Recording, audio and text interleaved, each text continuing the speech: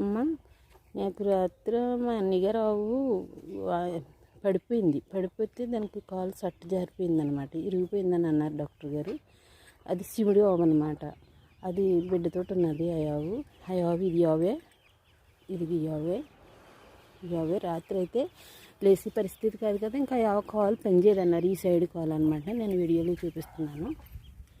ఇది ఈ సైడ్ ఇదనమాట. ఇది సట్ట మొత్తం జారిపోయింది, ఇరిగిపోయింది అన్నారు. ఇంక పని చేయదు, ఇంకా పడుకున్న కాడ నుంచి లేవదు అని వేసుకుని అన్నారనమాట.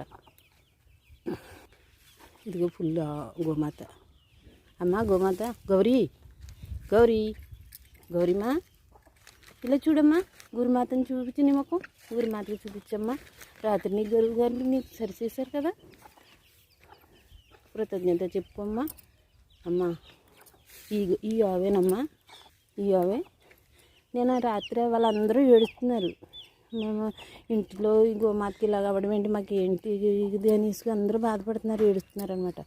ఏడుస్తుంటుంటే నేను అప్పుడు వచ్చి మీరు ఇచ్చిన మంత్రాన్ని, మీకు నడుమిరిగిపోయి 3 ముక్కలు అయిపోయిన తర్వాత గురువులు వచ్చి మీకు సర్జరీ చేసి మిమ్మల్ని బాగు చేశారు అన్న మాట నా మనసులోకి వచ్చి, మీరు ఇచ్చిన మంత్రాన్ని నేను జపించుకుంటూ నేను ఆ గోమాతకు సరవ్వాలనేసి మన గురువులందరినీ మనసులో తలుచుకుని నేను మీరు ఇచ్చిన మంత్రాన్ని పదే పట్టించుకుంటూ నేను సంకల్పం చేసుకున్నానమ్మా. శివయ్య, ఈ గోమాతను నిలబెట్టి తండ్రి, నీ వాహనానికి సంబంధించిన గోమాత ఉన్నాయినా, ఈ గోమాతను సరిచేయి తండ్రి. నాకు స్వార్థంతో ఏమైనా నేను అడుగుతుంటే నన్ను క్షమించు, కానీ ఇది నాకు చాలా బాగా అనిపించి నేను గురువులందరినీ కోరుకున్నానమ్మా.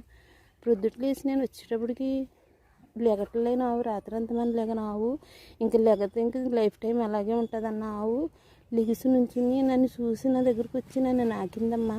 అది నాకు చాలా పెద్ద మిరకల్ అనిపించింది. ఒళ్ళంతా గగురు పుడిచినట్టు అనిపించింది. ఇప్పుడు కూడా నేను మాట్లాడుతున్నాను, కానీ నాకు ఏం మాట్లాడుతున్నాను నాకు తెలియదు. అంత ఆశ్చర్యం. అందరూ అంటున్నారు ఇదేంటి ఎలా జరిగింది అనేసి అందరూ అంటున్నారు.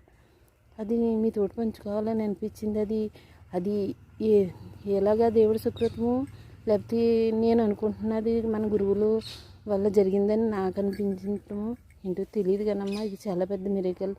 మీరు అన్నారు, అది చాలా పెద్ద అనుభూతి. నిజంగా మీరు చెప్పిన తర్వాత నాకు అనిపించింది ఇది మన గురువుల వల్ల, మీ వల్ల, అందరి ఆశీర్వాదం వల్ల ఈ గోమాత నిలబడింది అనేసి. జై గురుదేవ. గురుభ్యో నమః. నా పేరు అనంతలక్ష్మమ్మ. నేను ఇంకా అండమాని వెళ్ళలేదు. ఇంక నా పనికి కొంచెం గురించి ఆగానమాట, నా భూమి గురించి అనేసి.